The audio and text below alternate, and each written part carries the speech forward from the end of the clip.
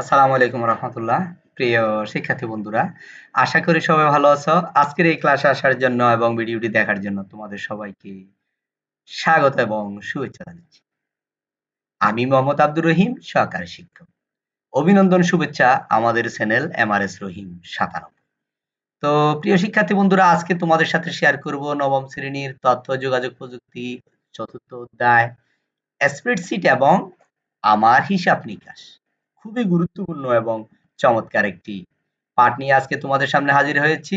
আশা করি শেষ পর্যন্ত যদি তোমরা দেখো তাহলে অনেক কিছু তোমরা জানতে পারবে, অনেক কিছু তোমরা শিখতে পারবে, অনেক কিছু তোমাদের বোঝা হয়ে যাবে আজকের এই পাঠ থেকে।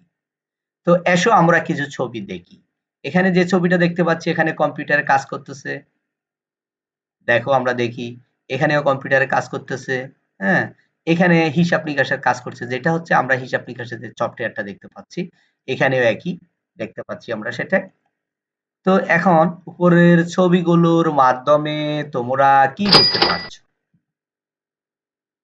তাহলে আমরা যে উপরের ছবিগুলো দেখে বুঝতে পারছি যে সেটা হচ্ছে আজকে যে পাঠ নিয়ে আলোচনা করব তা হচ্ছে স্প্রেডশিট ও আমার হিসাব নিকাশ। এই যে এখানে যে বক্সটা দেখতে পাচ্ছ, যে ছবিটা দেখতে পাচ্ছ, এটা হচ্ছে স্প্রেডশিট অ্যানালাইসিস সফটওয়্যার বা মাইক্রোসফট এক্সেল এর ছবি।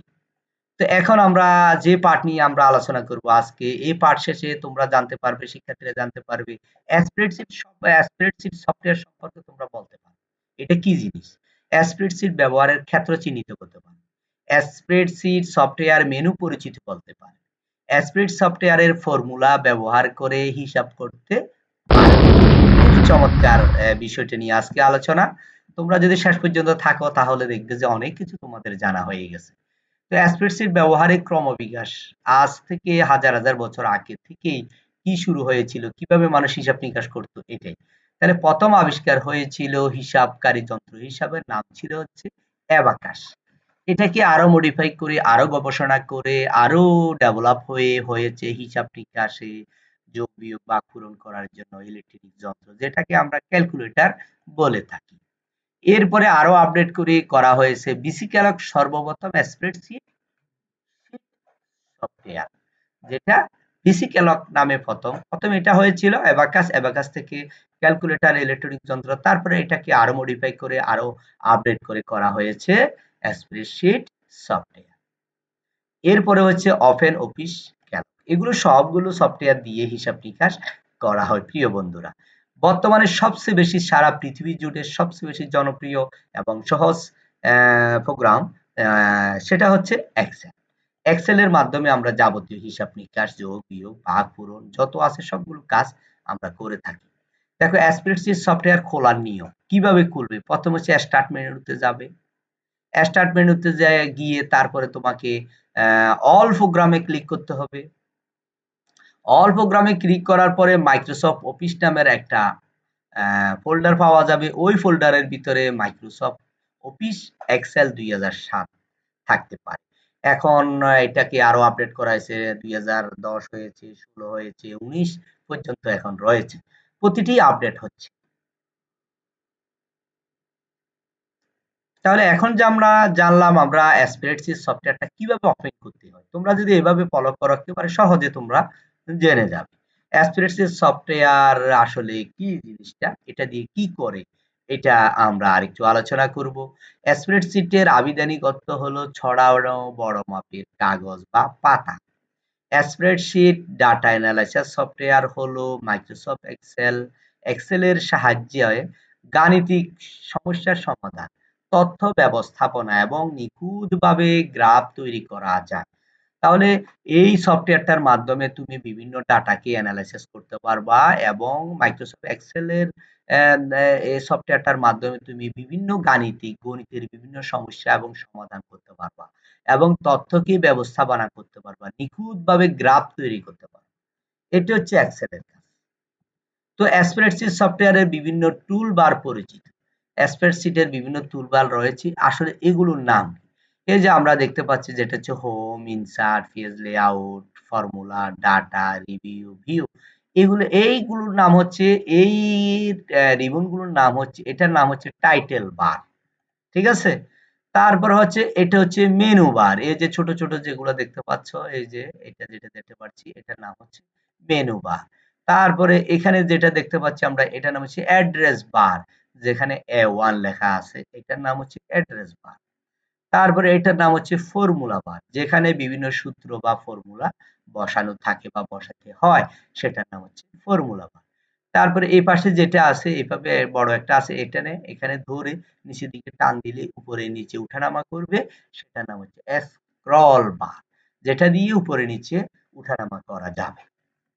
তারপরে হচ্ছে আমরা যেটা কলাম বা সারি, যেটা হচ্ছে এই যে তোমার এখানে যে চিহ্ন দেওয়া হয়েছে পাশাপাশি 1 2 3 4 5 6 7 এভাবে নিচের দিকে যেগুলো আছে এই যে পাশাপাশি যেটা দেখাচ্ছে এটার নাম হচ্ছে কলাম বা সারি।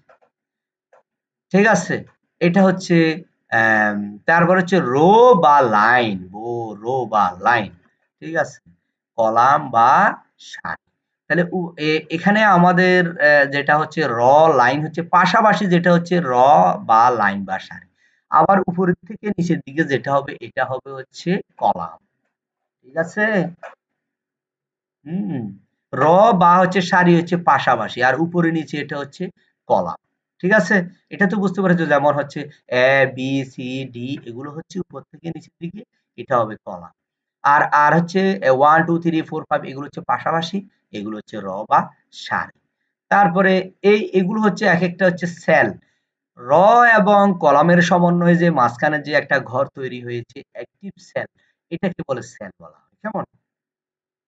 তারপর হচ্ছে ইনএক্টিভ সেল। অ্যাক্টিভ সেল হচ্ছে যেখানে মনে করো আমি কাজ করতেছি। যেখানে আমি কার্সর রাখবো সেটাকে অ্যাক্টিভ দেখা যাবে। আর যেখানে কার্সর রাখবো না সেটা হবে কি ইনএক্টিভ। এটা হচ্ছে ইনএক্টিভ যেখানে কোনো কাজ নাই। এই যে আমি তীরের ফলার মতো যেটা দেখতে পাচ্ছ এটা হচ্ছে কার্সর। তো এরপরে যাই। এটা হচ্ছে ওয়ার্কশিট টেবল। এই যে এটা হচ্ছে ওয়ার্কশিট টেবিল। এই যে বারটা যেটা দেখা যাচ্ছে পুরোটা এই যে একটা করে শীট 1, শীট 2, শীট 3 এগুলো একেকটা ট্যাব। তারপর ওয়ার্কশিট কি? এক্সেল স্প্রেডশিট আসলে জিনিসটা কি? ওয়ার্কশিটের আবিধানিক অর্থ হচ্ছে কাজ করার কাগজ। অর্থাৎ মাইক্রোসফট অফিস এক্সেল সারি কলামের সমন্বয়ে আয়তাকার ঘর বিশিষ্ট যে কাগজ প্রোগ্রামের কাজ করা হয় তাকে ওয়ার্কশিট বলে। ওয়ার্কশিট পরিচিতি। এখন দেখো আমরা ওয়ার্কশিট একটু পরিচিতি করি। কলাম কাকে বলে? এই যে এ বি সি ডি যেভাবে লেখা আছে উপর থেকে নিচের দিকে এ বি সি যেটা উপর থেকে নিচের দিকে এটা হচ্ছে কলাম। কেমন? আর পাশাপাশি যেগুলো হচ্ছে 1 2 3 এই যে একটু আগে বললাম এই যে পাশাপাশি, এই যে পাশাপাশি, এই যে পাশাপাশি এটা হচ্ছে র বা সারি। তারপরে হচ্ছে এগুলো একেকটা কি? এই যে এগুলো একটা হচ্ছে সেল। র এবং কলামের সমন্বয়ে যে মাঝখানে একটা ঘর তৈরি হবে সেটার নাম হচ্ছে সেল। প্রিয় শিক্ষার্থী বন্ধু, উপর থেকে নিচের দিকে লম্বাভাবে যে সারি তাকে বলে কলাম। উপর থেকে নিচের দিকে যেগুলো আসবে এগুলো হচ্ছে কলাম। কলামের ঠিকানা হচ্ছে এ বি সি ইত্যাদি দিয়ে প্রকাশ করা হয়। এই যে কলাম হচ্ছে এ বি সি ডি এভাবে করে। হ্যাঁ?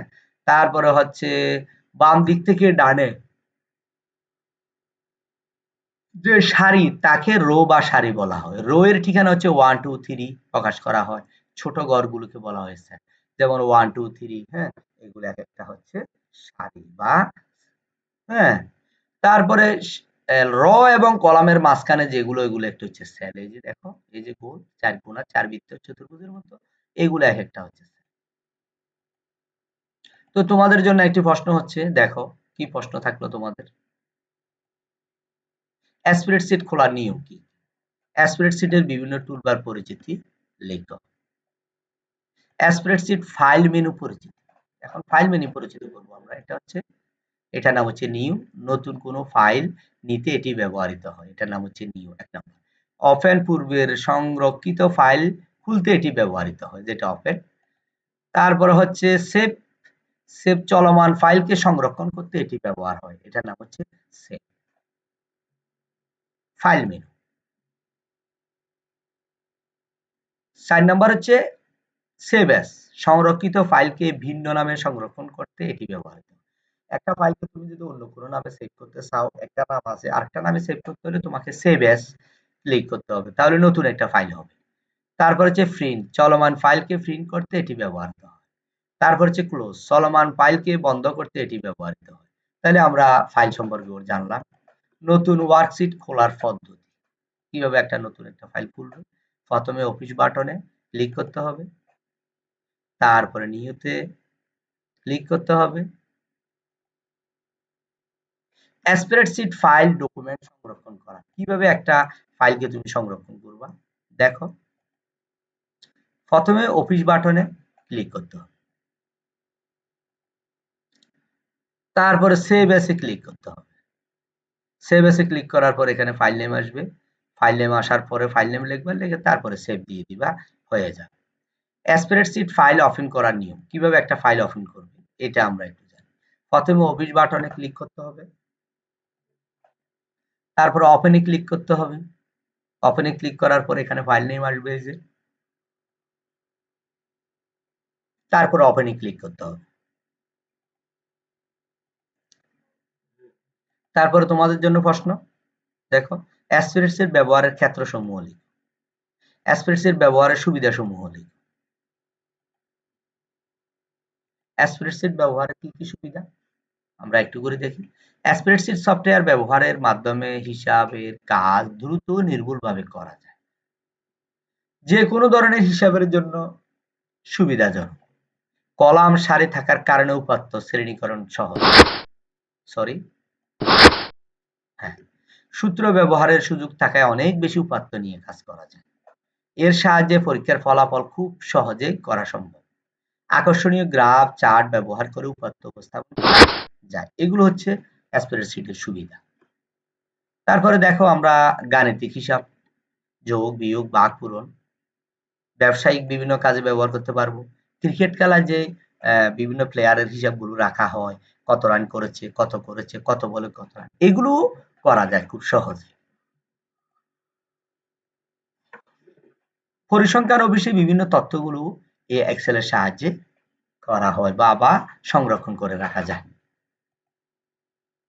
স্প্রেডশিট সফটওয়্যারের ক্ষেত্রসমূহ, দেখো গবেষণা কাজে এক্সেল ব্যবহার হয়, পরীক্ষার রেজাল্ট তৈরিতে এই এক্সেলটা ব্যবহার হয়, হিসাব নিকাশের সফটওয়্যারটি ব্যবহার হয়, বাজেটের ঘোষণায় বাজেটের কাজেও এগুলো ব্যবহৃত হয়, বার্ষিক পরিকল্পনা, বছরের প্রথম থেকে শেষ পর্যন্ত 12 মাসে কি কি কাজ করবে, হ্যাঁ, এগুলোও এক্সেলের সাহায্যে করা হয়। এখন প্রশ্ন হচ্ছে, একটি স্প্রেডশিট ফাইল খুলে কাল্পনিক কিছু তথ্যে পূরণ করো। শিক্ষকের তত্ত্বাবধানে শতকরা নির্ণয় করার বিভিন্ন সমস্যার সমাধান করো। তুমি স্প্রেডশিটের মাধ্যমে কিভাবে যোগ করো, বিয়োগ করতে পারো, এগুলো হিসাব করবা। দেখাবো ফর্মুলা ব্যবহার করে কিভাবে করবো। এই দেখো, এটা আমরা এর আগে পড়েছিলাম, ফর্মুলা বার। এই যে এখানে সমান সমান দিয়ে সাম লিখে ব্র্যাকেট দিতে হবে, ব্র্যাকেট দিয়ে বি2, এই যে দেখো, হ্যাঁ, এ বি2 সি2 ডি2 ই2 এগুলো সবগুলো যোগ করে এখানে আসবে। তাহলে কি করতে হবে, রোকন, এই যে রোকনের নামটা দিতে হবে, সাম দিয়ে শুরু করতে হবে, বি2 প্লাস ডি2। তাহলে বি2 কোনটা, বি কোনটা, এ যে বি2, টু মানে হচ্ছে রোকন, এই যে দেখাচ্ছে। তারপরে হচ্ছে ডি2, এই যে ডি2 যোগ করে এখানে আসছে। কেমন, এটা হলো যোগের বেলায়। এবার হুবহু একই বেলা হচ্ছে, এখন যদি তুমি পূরণের বেলায় করো, 1 কেজি চালের দাম যদি 44 টাকা হয়, হ্যাঁ, 44 কেজি চালের দাম কত হবে, তাহলে এটা পূরণ হবে। তাহলে এটা ফর্মুলাটা তুমি কিভাবে করবা দেখো, গুণফল কিভাবে বের করবা। তাহলে সমান সমান দিলা বি3 গুণ চিহ্ন, এই গুণ চিহ্ন হবে, স্টারটা দিয়ে হবে গুণ চিহ্ন, এরপর এন্টার ক্লিক করবা, চলে আসবে অটোমেটিক। খুবই সহজ এবং চমৎকার একটি। দেখো এখানে দৈর্ঘ্য, পূরণ, প্রস্থ এবং উচ্চতা তিনটাকে যোগ পূরণ করবে কিভাবে দেখো, একেবারে সহজ। দেখছেন এ3, এই যে এ3, তারপর হচ্ছে বি3, এই বি3, তারপর হচ্ছে সি3, এরপর এন্টার দিলা, হয়ে গেল। এই যে ফর্মুলা কিভাবে দেখছে ওখানে দেখো, একেবারে সহজ। একটু আমরা যদি প্র্যাকটিস করি, একটু যদি আমরা চেষ্টা করি, হয়ে যাবে। তাহলে মাসিক আয় এত টাকা হলে দিনের সংখ্যা, তাহলে 15 দিন। দেখো এটা কিভাবে ফর্মুলাটা বের করছে। ভাগ করব কিভাবে, এ3, এই যে এ3, 36 কে আমরা কত দিয়ে ভাগ করব, বি3 দিয়ে ভাগ করব, তাহলে ফর্মুলাটা এইভাবে হবে। তারপরে হচ্ছে দেখো এখানে কিভাবে বাইর করছে, আয় হচ্ছে 700 টাকা, তাহলে করের হার 15% তুমি কর দিবা, তাহলে করটা কিভাবে বের করবা দেখো, এ3 পূরণ B3%, তাহলে A 15%, তাহলে কত? 60 টাকা। 400 টাকার ভিতরে 60 টাকা তোমাকে কর দিতে হবে। এটা শতকরা নিয়ম।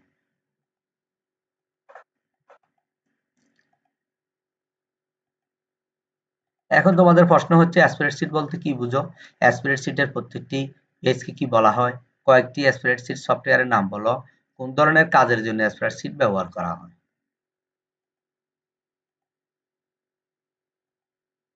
আমরা ক্লাসের শেষ পর্যায়ে এসে গেছি। এখন তোমাদের জন্য একটি বাড়ির কাজ। পরীক্ষার ফলাফল সংরক্ষণে ফলাফল প্রকাশে স্প্রেডশিট ব্যবহার কেন সুবিধাজনক? তোমার যুক্তি দাও। তাহলে স্প্রেডশিট সম্পর্কে আমরা যে আজকে আলোচনা করেছি, স্প্রেডশিটের মাধ্যমে তুমি খুব সহজে পরীক্ষার ফলাফল তৈরি করতে পারবা। অফিসিয়ালের বড় বড় লক্ষ লক্ষ টাকার হিসাব নিকাশ খুব সহজে করতে পারবা। হাজার হাজার লোকের বেতন ভাতা দিয়ে খুব সহজে করতে পারবা। এটা খুবই চমৎকার এবং গুরুত্বপূর্ণ একটি সফটওয়্যার। প্রিয় শিক্ষার্থী বন্ধুরা, যেভাবে ফর্মুলাগুলো দেখা দিয়েছে কিভাবে করতে হবে, তোমরা যদি একটু দেখে দেখে চেষ্টা করো তাহলে অবশ্যই পারবে। পাশাপাশি এই আজকের এই চ্যানেলে আমার এই ভিডিওটি যারা নতুন এসেছো দেখেছো, তোমাদের অভিনন্দন, শুভেচ্ছা। যারা পুরাতন এসেছো তাদের অভিনন্দন। যারা নতুন এসেছো অবশ্যই সাবস্ক্রাইব করে রাখবে, তাহলে তোমার নতুন নতুন ক্লাসগুলো তুমি সহজে দেখতে পারবা। ধন্যবাদ সবাইকে, সবাই ভালো থাকবে। পরবর্তী ক্লাসগুলো দেখার জন্য আহ্বান জানিয়ে আজকের ক্লাস শেষ করছি। ধন্যবাদ সবাইকে। আসসালামু আলাইকুম ওয়া রাহমাতুল্লাহ।